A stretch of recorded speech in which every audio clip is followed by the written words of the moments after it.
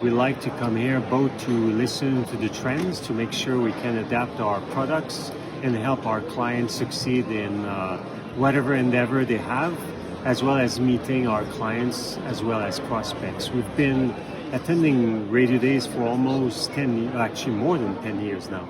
So for us, it's always the yearly moment where in Europe we can see people from most parts of Europe. It's been a big year for Triton because in Australia in particular, we've gone from surveys that now incorporate Radio 360, so the technology has evolved and expanded. Yes, that's correct. I think as with any other media, technology evolves as well as the expectations of buyers and agencies.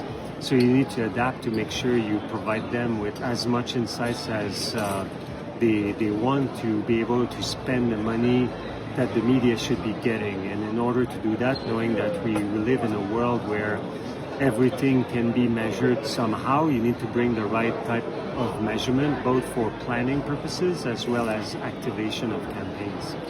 And this expands not just into radio, but we're talking podcasting as well, and YouTube, you were telling me. Yes, so yeah, with podcast is now a key component of the strategy of almost all radio broadcasters across the globe, and certainly in Australia or in APAC in general.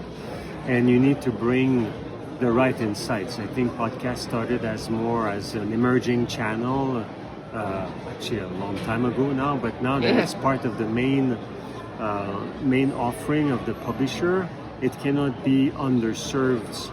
So you have ratings in radio, so you need to have the proper measurement and currency in podcast. So Triton has been working with the CRA and all of the radio broadcasters and print publishers producing podcasts to create a ranker, but also release Demos Plus to put socio-demographic insights using surveys on top of the measurements, so we better know who's actually consuming the podcast.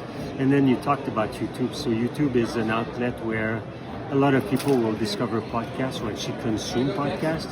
So you cannot not look into what's going on there. So now we can connect in the YouTube API and pull the information and offer comparison, like what's the reach in YouTube in listens and views, and what's the reach via RSS feed of the normal distribution of podcasts, and then addition both depending on how the publisher wants to monetize the aggregated audience. Well, I suspect that's going to be the biggest growth area for you in the next 12 months as more and more include a YouTube element or are just on YouTube with their podcasts. So I think that's a very good strategic move.